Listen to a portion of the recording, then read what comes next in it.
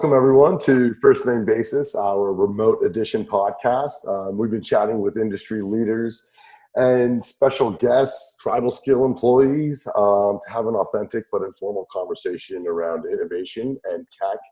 I'm Sheetal, Jaitly, CEO of TribalScale, and today I got with me Dr. Danielle Pepe for the second time joining us. Your first podcast with Anna Fote over at Sun Life and the amazing work she's doing with InputHealth.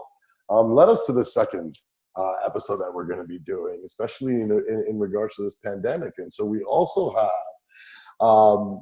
Dr. Puneet Seth from InputHealth, and you're the president and chief medical officer. So thank you. Dr. Seth, could you talk to us a little bit about your role at InputHealth, how it came together, and how you ended up connecting with amazing Dr. Pepe here and Anna Fote? Absolutely. So first of all, Sheetal, thanks for having me here. This is an absolute pleasure, and it's an honor to have an opportunity to speak to this alongside Dan and yourself. So as you mentioned, I'm President and Chief Medical Officer of InputHealth. I've been with the company now for 7 years, alongside co-founders Dr. Damon Ramsey, who's a family physician at UBC, and Sean Jung, our CTO. Briefly about myself prior to that, I did do medical training at McMaster. This is actually my third venture. I was part of a social media and preventative health startup, and did a primary care podcast as well.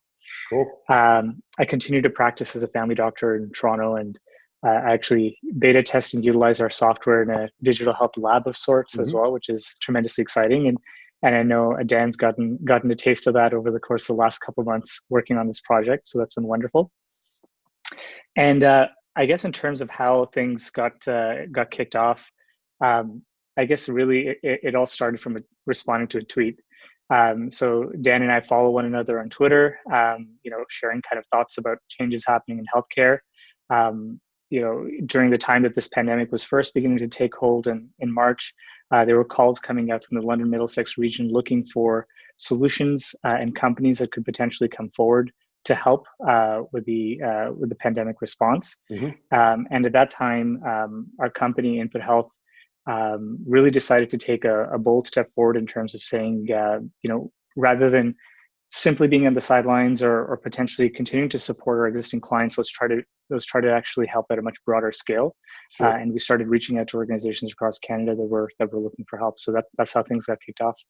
And so, from just preliminary conversations that I have with you guys and from our last podcast, that's always not as easy, just reaching out to organizations and them saying, yeah, we need help. How things changed pre-pandemic and post-pandemic on how organizations started to adapt to the change that you were bringing? Yeah, so I mean, I think it's hard to say what things will be like post-pandemic, but certainly I think at this post-pandemic beginning. Post-pandemic beginning, absolutely, yeah. So I think that, needless to say, the variety of technologies that are out there right now that allow people to collaborate on platforms, obviously social media being the one of them, has really been able to provide a voice to companies with up-and-coming solutions.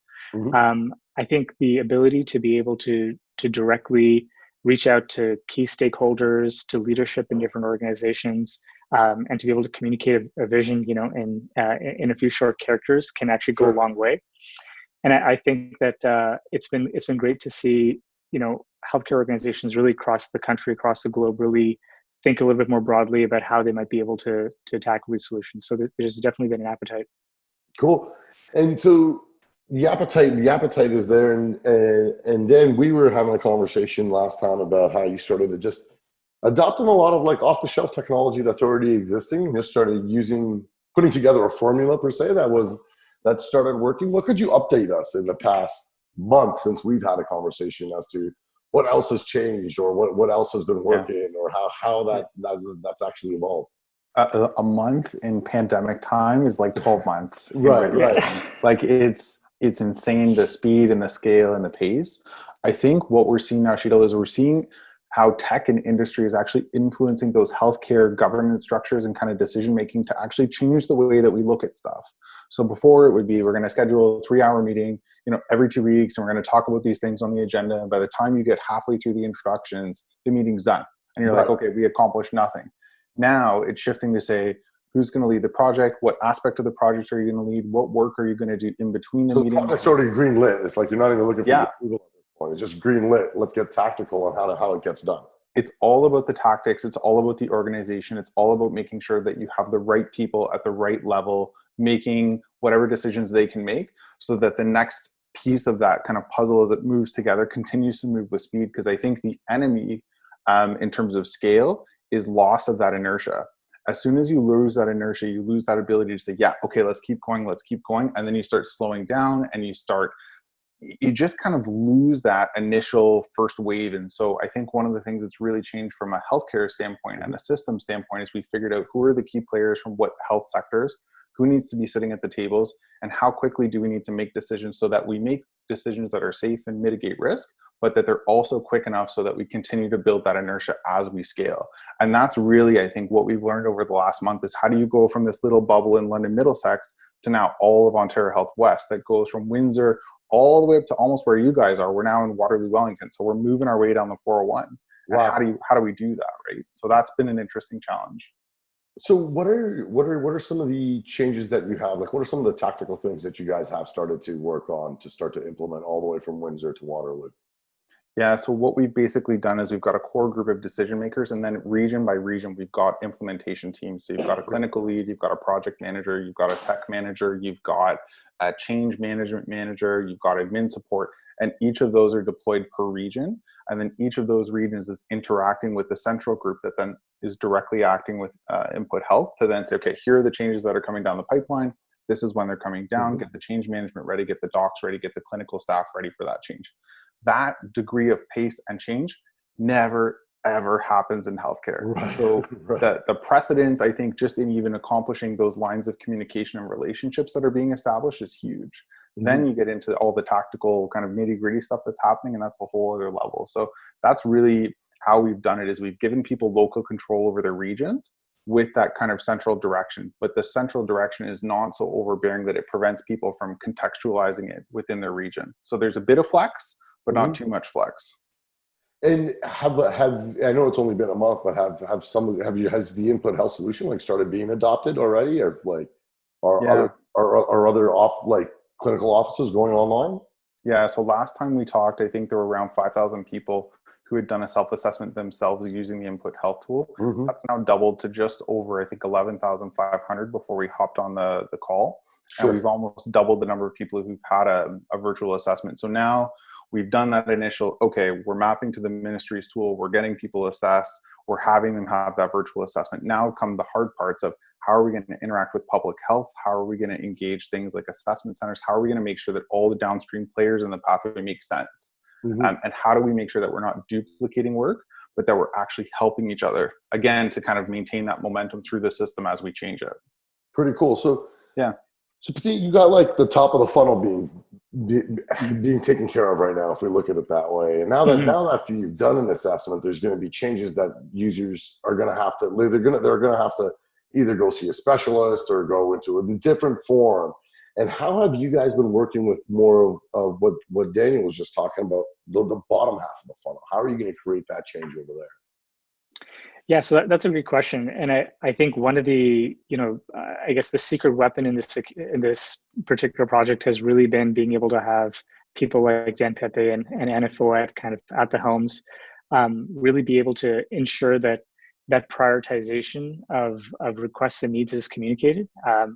We are completely on the same page in terms of the fact that the platform needs to make contextual sense in different environments, but it makes all the difference when you actually have leadership on the project that are able to say, these are things that are priorities, and here is actually the central objective that we're trying to accomplish.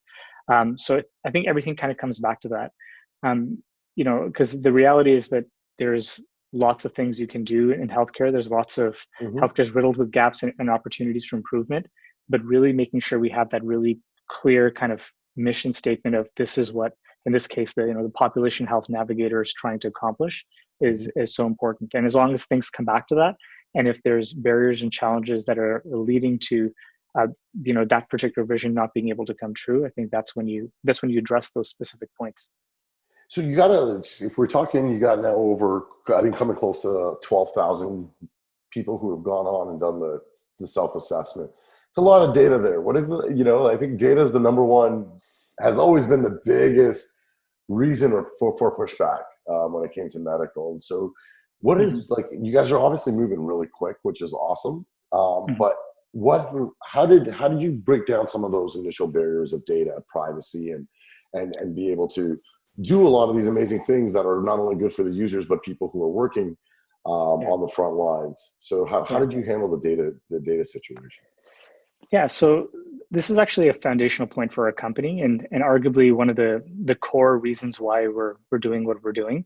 As a company, we've been in the space for now close to 10 years. Our core platform and core focus is actually the collaborative health record, or the CHR. This is our paradigm shift in the idea of health record systems.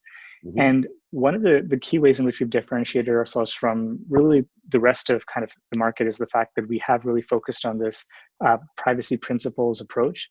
And we've taken a page out of our medical school textbooks. We took kind of the idea of the Hippocratic Oath, which all physicians have to take, first do no harm. And, we created this idea of an informatic oath. So first do no harm to the data. And we have very simple, lay speak language around the fact that we do not sell or share data anonymized or otherwise. And this is a really important fundamental point to what we're doing. And I think it's allowed us to be able to quickly move past a lot of the typical barriers that come with, who is this organization that we're talking to? What are the ulterior motives? The reality is that, we have none. We're actually here as a technology service provider, as a healthcare community trying to solve that problem. So with that in mind, there are obviously privacy and regulatory barriers that come with the nature of doing something innovative and new, like what's happening. But being able to align, at least on a vision perspective, and developing that trust allows us to be able to quickly deal with the privacy and regulatory pieces thereafter. And how's it working? I mean, you guys go out there and, you say, hey, this is what we've been able to do just with, let's use London as the example. This is what we were able to do in London. Now you reach out and you're talking to people in Windsor and you're showing them the case. How easy has it been to implement the solution? What other pieces did you have to customize? What were some of the barriers that you had to overcome? How did that all work out? Because you guys are doing this really fast. This is within the past month that this is all started happening. Yeah, so probably Dan can best speak to the context of how this is happening within the Population Health Navigator project. But Dan, do you want to, I guess, speak to rollout within the region? No, for sure. So Sheetal, I think one of the key things that Puneet's already mentioned is that we need one common vision to move everything forward on. And we can take that vision region by region and say, okay, this is the goal. The goal is to get people to the quickest assessment and the quickest direction in terms of what level of care do they need, so that they can take the tool, they can self-assess and say, okay, I need to go into this bucket, or this bucket. When we go region by region, we basically present that kind of vision to the other regions. And then we do a lot of listening. So we say, what do you have? What's working? What's not working? Where are the gaps? What are the things that you need help with? What are the things that you don't need help with? Because what you don't want to do is you don't want to become a tech looking for a problem. You want to always start with them and say, what is this problem you're trying to solve? And that's something I learned from you and from Anna, right? That's Principles 101. And I think that's what we've done. So we went down to Windsor and said, what's the problem in Windsor? And Windsor, they have a really high percentage of patients who use walk-in clinics and don't have a family doc. So if you go to more rural communities where there's like 95, 96% of patients who are attached to a family doc, you look at the navigator and say, well, what's the value? I can just call my doc, get a hold of them and do it. In Windsor, it's the opposite problem where they have lots of people who don't have a family doc. Yeah. And in light of COVID, all those walk-in clinics are shutting down. So now what you have is all the traditional access points are gone. So then people are going where? They're going to urgent care, they're going to the emergency room, they're overwhelming the hospital system. And so what do? You stand up something like a navigator and you say, okay, we're going to put this tool in place. Patients can access it and they can access a physician on the back end to help them figure out where they should go. Because some should stay home, some should go to hospital, and some should go to an assessment center. So it provides like an intermediary step. And so for Windsor, that was part of the value proposition, to say this could help address a very real problem that you guys face. And the other cool thing is that we can actually, because it's one shared care platform on one instance of InputHealth that's across the entire region, docs in London can log in, look at the board and see all the patients and go, oh, here's 3 patients in Windsor who are unattached. We know that the Windsor docs are stretched thin, so the docs in London are going to pick up. And then all we do in the plan is we make sure that we have the instructions for where to send people.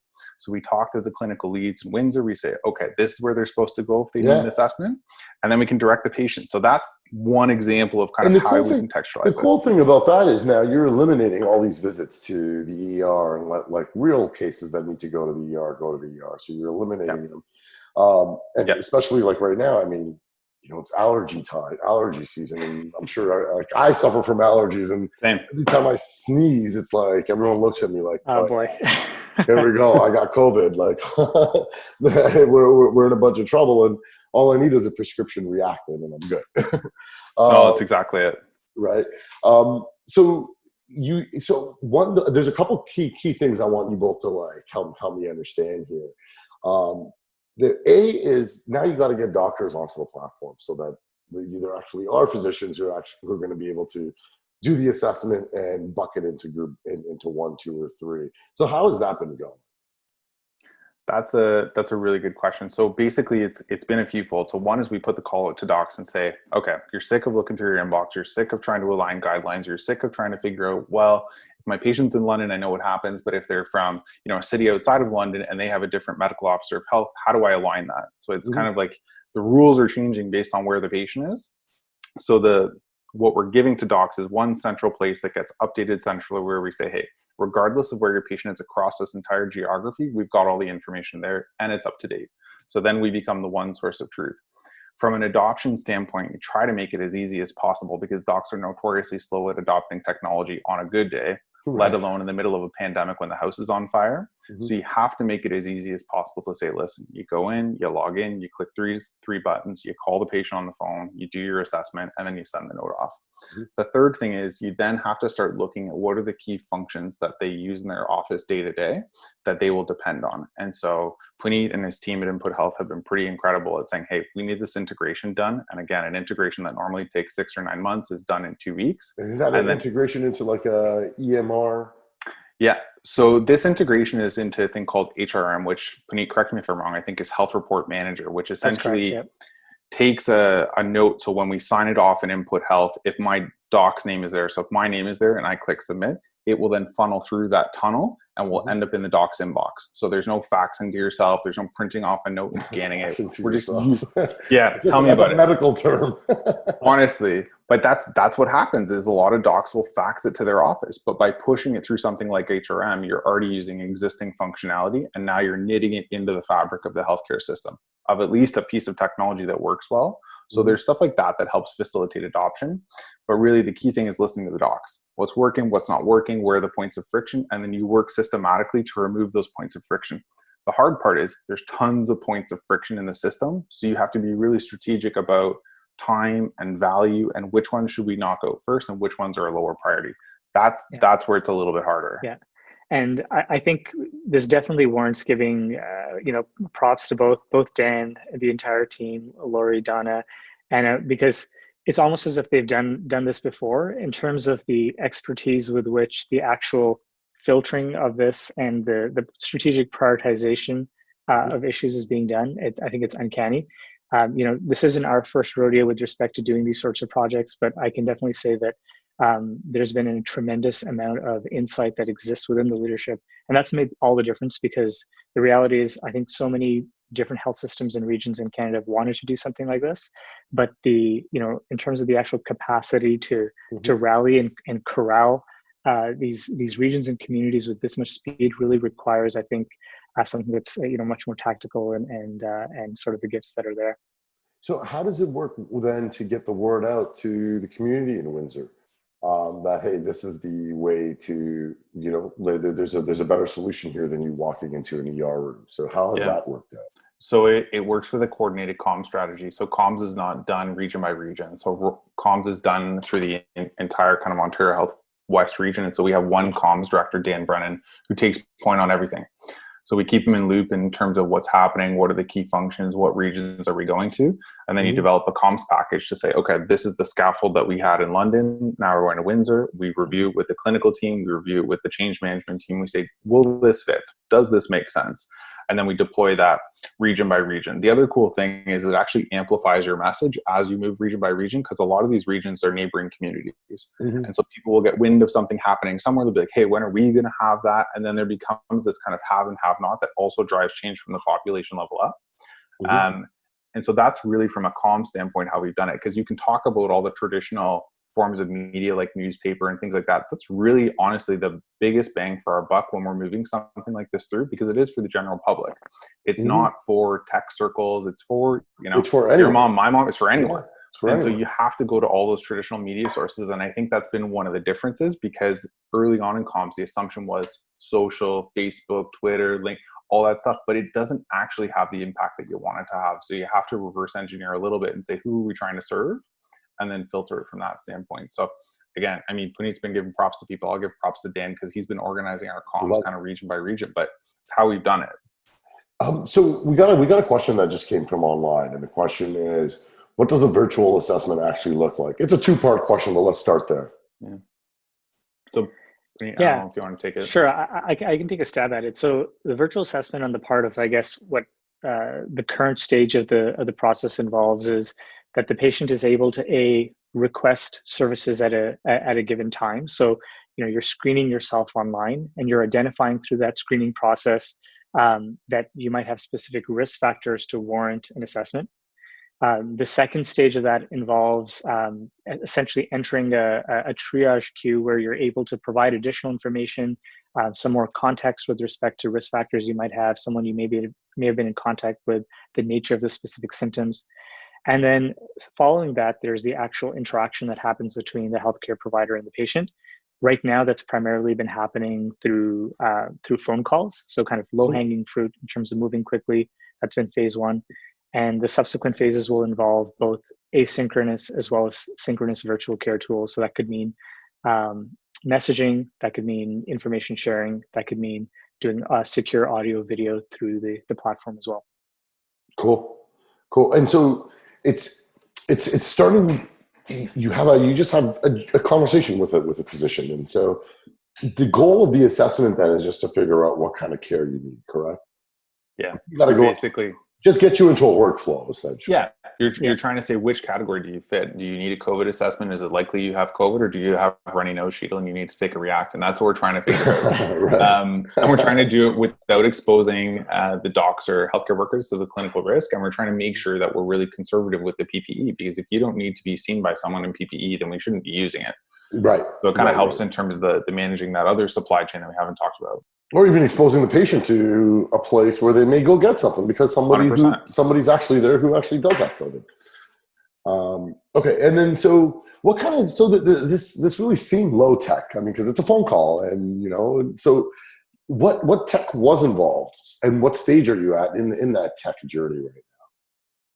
Yeah, so I can speak to that piece, and I guess the underpinning of what's really happening here is bringing the different stages of patients going from wanting to have care to screening to being able to essentially enter a virtual queue where they're connected with their primary care provider or an on-call provider, and then the actual provision of that care. So all of these different elements are actually built off of our web-based platform called the Collaborative Health Record. Okay. Our platform is built in sort of a modular or microservice architecture, if you will. If we're going to sort of speak techie here, but the key idea here is really that these are separate pieces of the platform that interact with one another that we're able to rearrange, and we've been able to essentially weave in a new pathway where something that was traditionally would have been used between patient and a healthcare team has now been public interfacing with a community of healthcare providers. So it's really a web-based platform that allows a community of healthcare providers to appropriately collaborate to provide care on a population or public level. So what's the next step? As they start to mature with your platform and they start to say, okay, we're doing the phone screenings or the assessments. What are going to be what's the next step in the first? I guess there'll be a couple of different things. One, you both were just talking about the evolution of having video and doing things of that nature into the top of the funnel, into the assessment. But then what happens? What changes are we going to see going downstream through your journey? So I can take an initial stab at that, Dan, and I'm sure you have a wish list that you'll probably speak to here as well. But I think in terms of key things, for sure, the biggest thing that's really up and coming is being able to integrate the patient experience into kind of a mobile application, have more capacity for what the patient can do on their end. So whether that's being able to review information that was provided, whether that's getting kind of vetted additional information, whether it's ongoing kind of symptom monitoring or contact tracing, those sorts of capacities are all there. It's just a matter of how do we roll them out in such a way where we're able to keep things simple enough that we can, as Dan mentioned, not lose inertia to continue to expand and get a larger number of providers to participate, while at the same time maturing use. So I'd say those would be a lot of the key things. I think kind of as we go down, aside from sort of tweaks to different elements that allow things to become more and more streamlined and perhaps speak to a little bit more of the frontline needs from the healthcare providers, I think the really interesting thing really comes down to what's going to happen with the data that's being collected at a large level in terms of the decision making and in terms of the influence that has on how the project moves forward. Fair. Dan, what's your wish list? Man, my wish list is so big. We need another hour on the podcast. No, but like when you think about it, to Puneet's point, you've got the screening and the funneling and the assessment, and that is working, and I think it's working well. Downstream, we now have to think about where do you need care. So Sheetal, if it's your mom or your grandma, and we think they might have symptoms that could be COVID, but they don't meet testing criteria, how do we check up them on a regular basis? So that's the symptom checker that Puneet's talking about. Wouldn't it be nice to get like a twice daily check-in to say, hey, you're doing better, worse, or are you getting really sick? And then we're going to look at doing other things like connecting in telehome care nursing, so those nurses can actually monitor the symptom trackers. We're going to look at asking public health to join in and say, hey, can you confirm who is actually positive or negative? To the conversation I had this morning, we're going to look at the assessment centers and say, hey, what part of the assessment center are you duplicating as a physical structure with people that could actually be done in a technology managed way, so that you can look in on the board and say, hey, wow, these are all the people today who are coming to the assessment center. You can then call them and say, instead of being open for 8 hours, we're going to be open for 6, and we're going to stack people so that we can see them and they're in and they're out, and we can streamline that workflow. So what we're going to do is we're going to look at the real life workflows that are happening sector by sector, and we're going to ask them, what is the problem that you're solving by having this process, and could we help you? And could we work together? And could we kind of provide an end-to-end view? Because I think that's the ultimate goal. If you said, what would be your dream and vision? My vision is to look after a population with COVID, and it's to do it with every single person in that line of care actually working through InputHealth or contributing data or pulling data from it to understand the population. Because that's really what we're trying to do. We're trying to say, how can tech help us manage a whole population of people when we don't fully understand the disease and the problem? So it's a really long list, but that's kind of like the overview. And so where are there pockets of inspiration you guys are getting? Like, who's out there doing this well? Who's inspiring InputHealth to say, hey, we kind of like what they've done over there. We want to do it a little bit better. Like, where does your inspiration come from? Yeah, so that's a good question. And, in many ways, this particular kind of project and the pandemic is obviously a little bit of a deviation from the core work that we do in the company, which, as I mentioned, is kind of around changing the idea of health records. But at a more fundamental basis, when we kind of look at, what is the mission of the company, the mission of the company is really to be able to change the way in which people interact with the healthcare system, to be able to bring the patient to become an active participant within the healthcare process, and for all of this to result in data that actually fuels advancements in healthcare. So I think that one of the biggest inspirations we have is really the tremendous work that's been happening in various pockets around making patients active participants in care. So examples of that could be the open notes movement that's been going on in the States now for actually well on 10 years, spearheaded in Boston, where patients actually have access to their entire health record.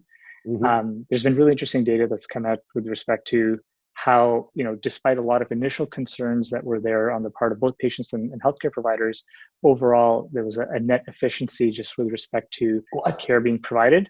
And I'm just taking a hunch here. I have no data whatsoever to back up this claim, but I think if patients know their information and actually have their information and can look at their information, that's probably the first step to them getting healthier. Just knowing, right? Like, and going to see your doctor, your doctor having your little file, behind that desk, and we were talking about last time, that color-coded filing system. Yeah. With my information sitting there and not in my face, it's kind of out of sight, out of mind, right?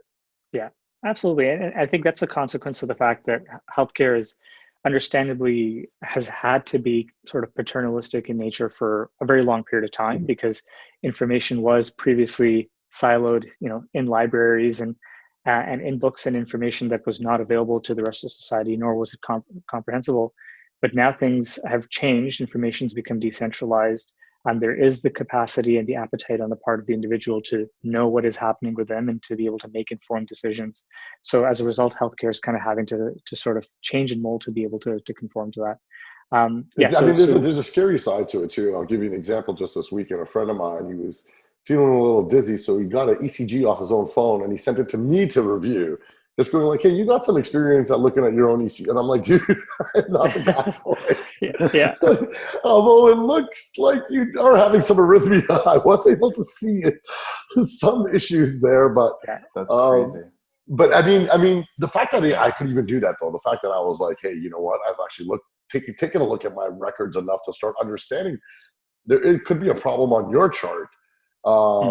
Speaks volume, right? And so getting this information into people's hands is definitely a movement, I think, that you're going to start seeing even more of now, right? People want to kind of be educated on it. Yeah, and it's a transition, right? So at first, you get this information and we don't have systems to support you as to what to do with the information. So there's that kind of latency in terms of how people respond to it. Then there's a cultural element, right?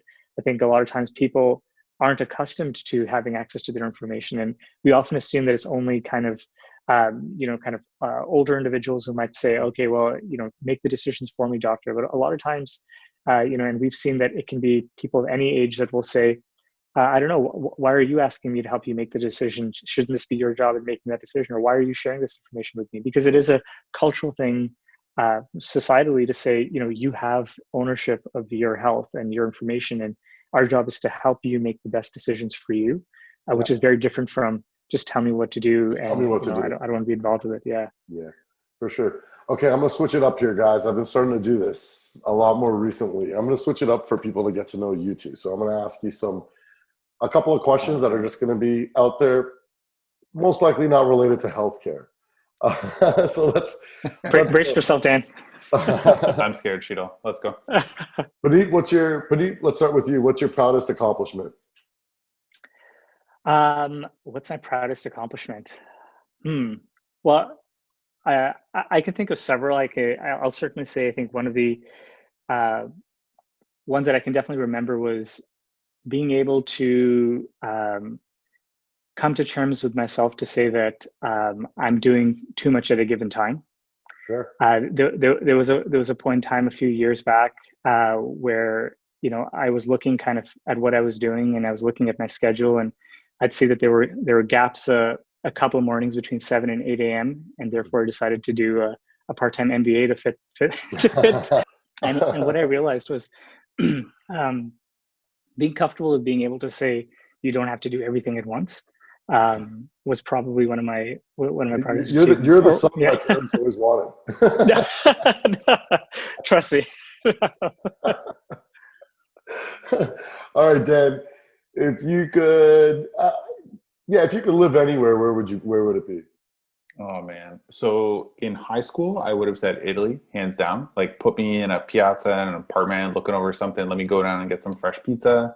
I think today, in my like slightly older, slightly grayer, maybe wiser, but probably not stage, I need to be like just outside of the city. Like whatever city I'm living in, I want to be just outside. I want to be in the woods. I want like a workshop in the back where I can go and like build some stuff and use a saw and some nails and drill. Like, that's what I want to do. I just want to not use my brain. I want to not use tech. I want to shut off.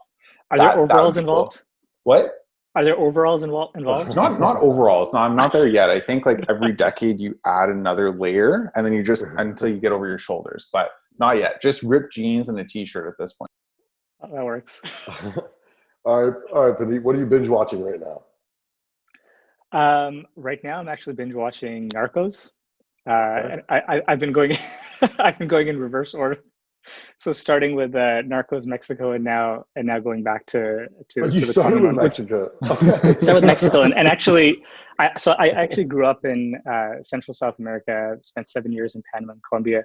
Oh, cool. So yeah, this has been somewhat nostalgic to Mm-hmm. to watch Narcos in certain ways. And I was actually there in '94, which is a significant year. I believe it was the year after that that football player was unfortunately shot, and there was still a lot of activity happening at that time. So it ties a few things in my childhood. That's a and great memories. ESPN 30 for 30. I know everybody's watching The Last Dance, but if you could watch the two Escobars, that one is it's a pretty crazy ESPN 30 for 30.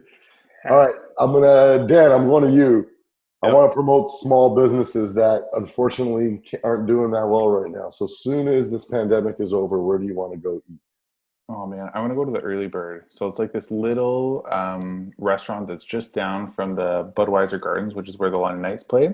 And they have this turducken sandwich. So it's like duck stuffed in a chicken, stuffed in a turkey. And then they've also got this fish and chip sandwich. So that's where I'd like to go first. But yeah, man, I'm craving some of that. What's it called again? It's the Early Bird. The Early Bird. All right. The Early Bird gets the worm. I love it. Puneet, where would you go? I'd probably go to there's a great Malaysian restaurant actually in Ossington. The name is kind of evading me right now, but it's fantastic, kind of authentic Malaysian food, and I've been craving that for a while. So, all right, that's not too far from where I live, so we're doing that soon. Done. Count me in. If the name comes back to you, you got to give it a plug. You got to give exactly. Actually, I've been joking around that as soon as this pandemic's over, we should start doing these podcasts kind of like Anthony Bourdain, where we'll go to these restaurants and eat and have the conversation. I like that. Have you seen the one with Obama and Bourdain? And in Vietnam? That's a really good one. It's really good. It's really good. All right, we're gonna get back into questions about what you guys are doing, and I'm kind of glad we never really went too deep into COVID.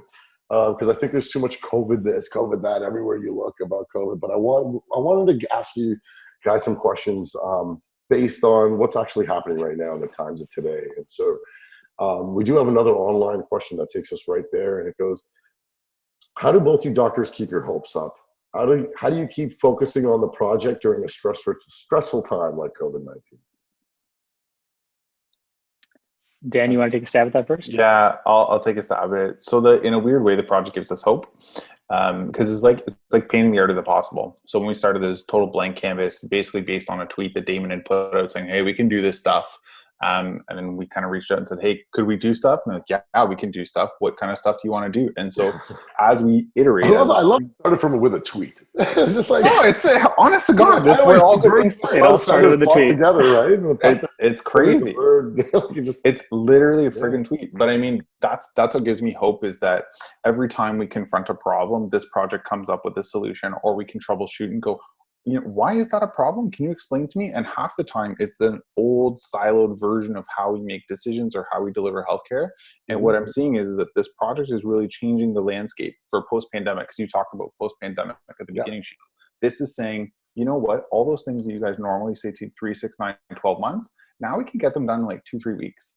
Right. That stuff can happen now, which is kind of cool. And I think that's possible. We just have to start believing in it. So that's what gives me hope. Hope for the future that I can actually practice in a functional system. Yeah. Puneet? Yeah, I'll add to that. And I say, I think what gives me hope is actually just seeing the best versions of people come out in these circumstances. I think we've definitely seen a lot of that over the course of the past 2 months, whether it's kind of folks on Dan's team, on the region, or whether it's, the tremendous amount of rallying I've seen on the part of the team members at InputHealth. It's been absolutely just humbling to see the fact that, people aren't really doing this, because it's their job or it's because somebody's sort of telling them to be involved in the project. They're genuinely doing it because they know that this has to be done in order to be able to help society. Mm-hmm. And just seeing people from all walks and all angles come together and really apply themselves is an absolute beautiful thing. And it makes you realize that when push comes to shove, we can all get through this together.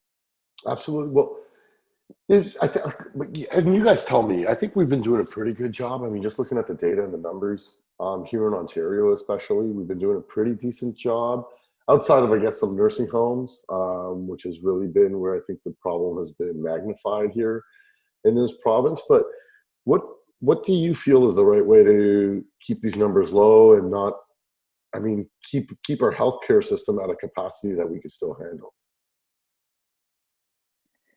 Yeah, so I mean, I think that no sudden movements is really the important thing. I think, needless to say, people do need to be able to move on with certain aspects of their lives. But I think being able to show continued resilience is incredibly important here, because no one can predict exactly how things will change as we slowly begin to open things up, and really just keeping an eye for the fact that, especially for in our situation, all of us obviously, doing work in virtual platforms or being part of technology or being part of healthcare, we're actually in a situation where we're able to be engaged, and we should, I think, all be grateful for being able to continue to work, but really remembering that there's large swaths of people that are really struggling in ways that we can't entirely appreciate, and sort of being cognizant of that is incredibly important.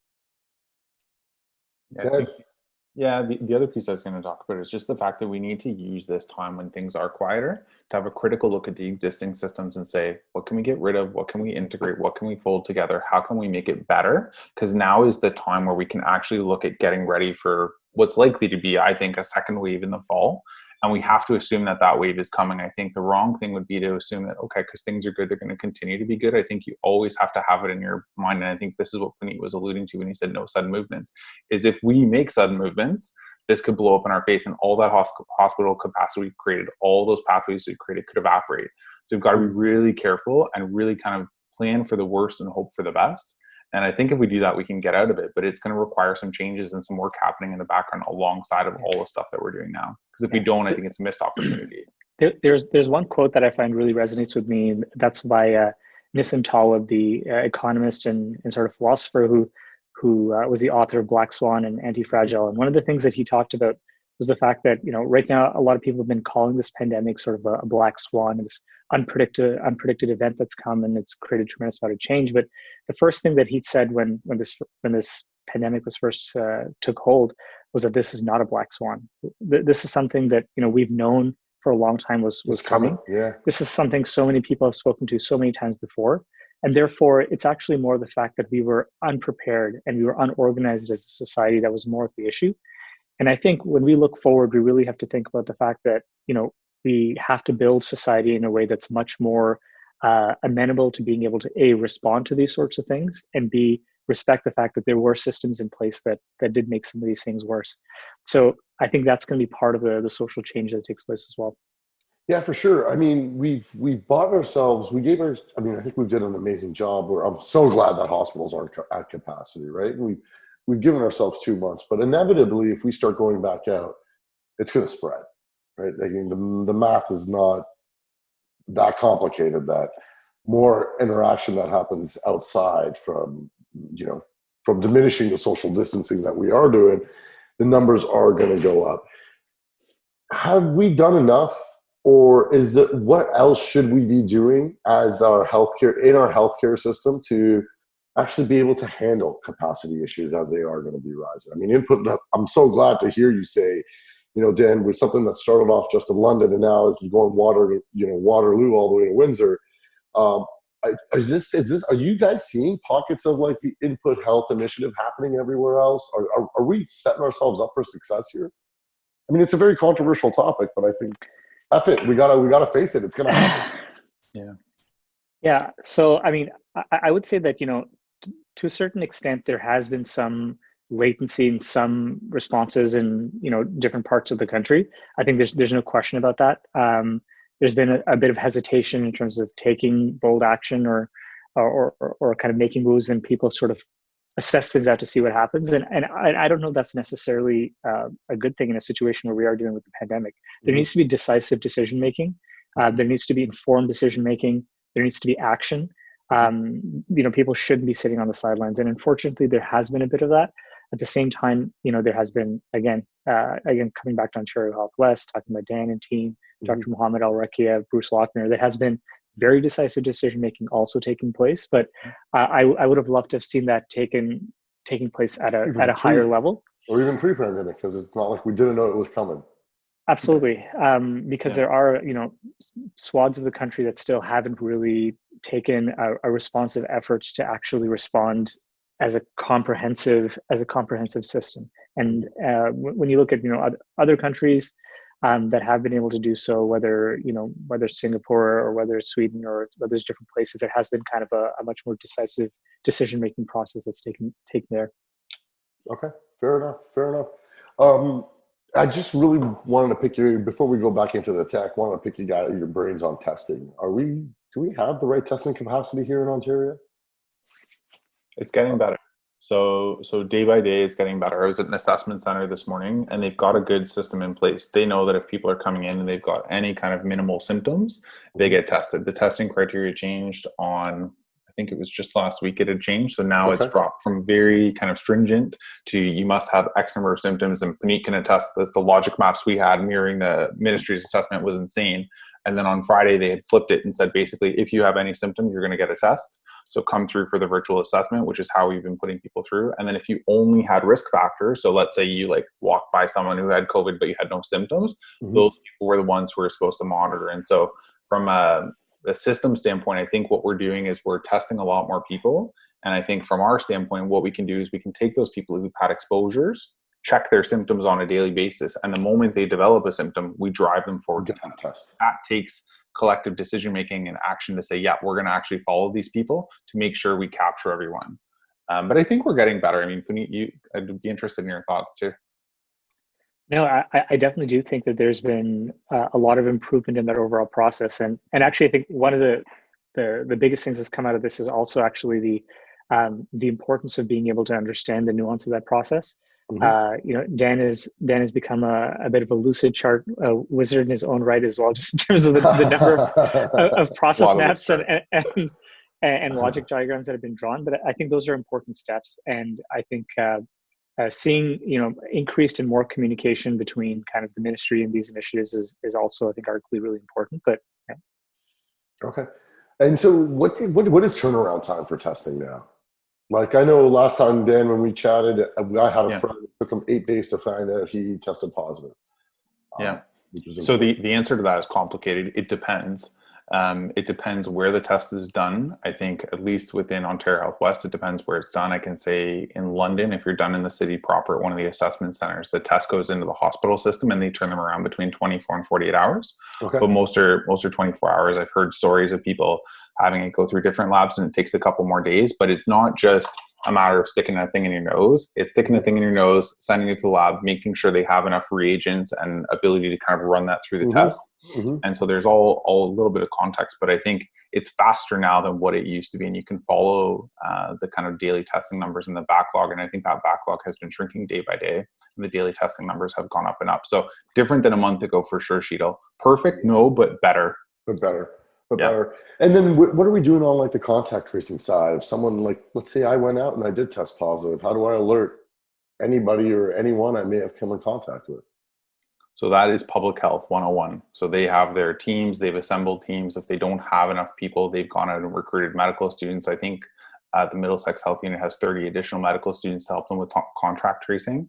So I think they're doing a good job in terms of contact tracing. I think one of the things that we look to other countries, and Puneet mentioned it, like Singapore, to say, hey, do we have a centralized way to kind of map out the path of every single case?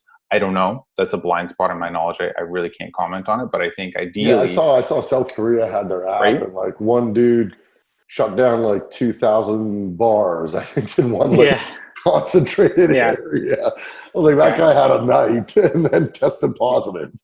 Absolutely. And I think one point to note is that while there's certainly a sexy aspect to this digitalization of contact tracing, it's definitely not a process that should be or really is effectively being done purely by technology. It is, I think, always going to have to be part kind of traditional manual, part technology. The technology can play certain roles there, but there are a tremendous number of gaps even in the existing tools that are there. Some contact tracing solutions require the application to be open. Others, have significant limitations just in terms of Bluetooth radius. Like there's lots of factors there, but I think needless to say, there's or government being completely invasive, saying, or right now we're messaging you, we're showing up at your doorstep, all sorts of things. Which is a which is a whole other conversation. Yeah, it's a whole other exactly. It's a whole other can of worms. All right. One thing that I wanted to touch on is that we were, in the pre-discussion points of getting to this call, we were, one of the things we wanted to touch on was so many government projects fail. And so what have you guys been doing, especially with InputHealth, to really get those wins going, really start creating that momentum, and meeting expectations that sometimes may not be fair, right? Maybe set too high. Yeah. So I'm happy to take the first stab on this one. So I think that, a lot of government projects do fail, and there's probably, a wide variety of reasons that influence that. I think that ultimately we can look at kind of the fact that as a trend, there's a recognition that, especially when we talk about technology, there's a mismatch between sort of decision-making process and responsiveness on the part of government and the pace of change of technology and arguably consumer and market demand as well. That mismatch is known, and I think that's the reason why there has been so much advancement with respect to how government procures technology. But that being said, I think one of the things that's really key is that there is an alignment in vision and there's trust on the part of the organizations that are participating, whatever parts of the government or whatever vendors there are. I think if that's that shared desire to actually get to a defined endpoint, other things can happen. And I feel like that's been one of the reasons why I feel like this project has been successful. There's been a shared vision with respect to what we want to be able to accomplish, and both parties have really been willing to put their skin in the game to make that happen. And on the part of the region, it's been I think a lot of the corralling around expediting contracts, of which Anna Foet's been tremendous at being able to do, trying to make your way through red tape. On our part, it has been a lot of compromise and contribution on the part of the contract itself. But I think the important thing is at the end, there has to be that shared trust and vision. Sure. Dan? Trust. You have to trust each other. You have to have open lines of communication. You have to be able to say when something's working. You have to be able to say when something's not working. And when you get a last minute audible and something changes, you have to be able to say, listen, like, we had no control over this. Can you help us?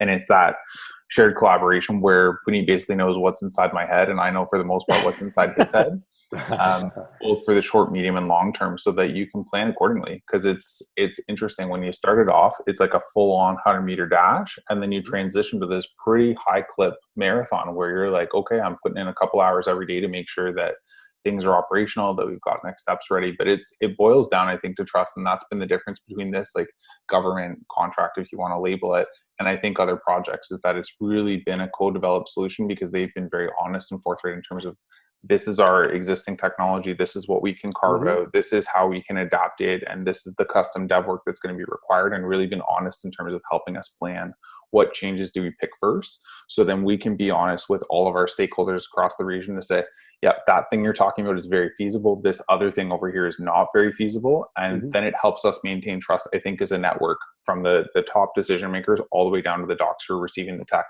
so that we know, listen, we know it's not a perfect solution, right? This is something that we're building together. So your key takeaway there is to actually get buy-in from them, that this is a change we both want to see, and we'll be agile in the way we do it. Things are going to change, and we may have to move the goalpost here and there, but we're gonna take it as it comes, and we'll meet each obstacle together, as opposed to we just doing all the heavy lifting. Yeah. And I think there's been give and take on that too, where we'll take the heavy lift on something where Puneet will say, you know what, this is more of a clinical than a tech problem. And there's times when we've come back and said, no, this is actually a tech thing. We need you to do some dev work and fix this. And I think that's been the cool part. So we both, there's buy-in from the stakeholders, but then there's owning it as a leadership team, where we kind of own it together and say, this is our thing. Cool. We're coming close to the top of the hour, guys. I want to thank you both first for everything you're doing on the front lines and helping everyone. But before we end off, what are some key takeaways, Puneet, that you got for us? What would you like to start seeing happening? What are some key points you want to drive home? Yeah, so I think the key point is that this pandemic has really been a wake-up call for the healthcare system. I think it's forced us to reflect on the systems and the tools that we have in place and where they are, where they're absolutely not functional. And I think it also raises this kind of larger point about sort of the role of technology and kind of healthcare, which is really that at the end of the day, the tools that we use are not for hospital administrators. They're not for allied health providers. They're not for physicians to make physicians happy. They're really about being able to serve patient needs, to serve the fundamental purpose of what a healthcare system is intended to do. And I think if we fail to design systems that serve that need, then we're actually building failed systems to begin with, which is what's really historically happened. And I think that at the end of the day, no healthcare provider is looking for a better mousetrap or a faster horse. They're looking for something that actually allows them to get back to doing what they really want to do, right. What gives them meaning, what gives them purpose on their day-to-day lives. And sometimes that's not necessarily communicated that way, but I think that's the fundamental thing. Yeah. Cool. I'm going to do the shared vision thing and just like tag onto that, but it's the line that I always use in my head. Yeah, exactly. The main thing that I always keep in the back of my head when I'm like tired and exhausted and we're on like hour 20 of 24 is I basically say to myself, are we doing the right thing for the patient or not? If you're doing the right thing for the patient, everything else will follow. And it basically echoes Puneet's point. And that's why I think this has worked, because that's what's in his head and what's in my head is this the right thing for the patient? I can push back on people who have, concerns and stuff like that. But if it's not the right thing for the patient, then we shouldn't do it. And that's been the guiding light throughout all of this. And it's really, I don't know, what kind of guides me in my day-to-day work is this the right thing for the patient? Because if it is, that's what you do. You're there to serve. You're not really there to serve yourself. You're there to serve other people. And that's the really key message I think that I would drive home is that we're there to serve people like you, Sheetal. If you were sick, we'd be there to help you regardless. So you guys took this full circle. I mean, Puneet started off this conversation about his oath and that he took. At the end of the day, it's like, hey, I got to live up to that oath. It's a real thing. It's a real thing. You take that oath seriously and you do that in every aspect of what you're doing, then the decision making becomes a lot easier on what's right and what's wrong. 100%. Thanks, That's man. awesome. Yeah. Well, thank you so much, guys, for joining us. Sheetal, thank you for hosting us and for making this happen. We really appreciate that. No, I'm glad, and I'm sure there's going to be a ton more questions. I'd love to have you guys guest blog and write articles. Already you guys giving us an hour of your day means a lot. So thank you so much for joining me today. This podcast, it's called First Name Basis. It's available on Apple, Spotify, LinkedIn, Facebook, YouTube, a variety of media channels. And thank you so much, doctors. Appreciate you guys coming. And they can check in to find out more about what InputHealth is doing. Where should they go? Where should our listeners or viewers go? You can go to inputhealth.com to our website, or you can follow us on Twitter at InputHealth. Follow them on Twitter. Start telling them that you want to help them and watch. Or you can just email Dan. Dan already knows what's going on, and he can do great demos. So. We'll break everything down for you. And if Sheetal, if they're from Waterloo to Windsor, they go to covid19checkup.ca and they can have a COVID checkup and get connected. There you go, covid19checkup.ca. That's it. And I'm sure by the next time I talk to you guys, which will be hopefully next week sometime, I'll just ping you to see how things are going, and you're going from Windsor to Ottawa by then. Yeah, we'll keep moving. We'll keep you up to date. We'll make it happen. Awesome. Thanks so much, guys. Appreciate your time. Thanks, man. Take it easy. Take care, Sheetal.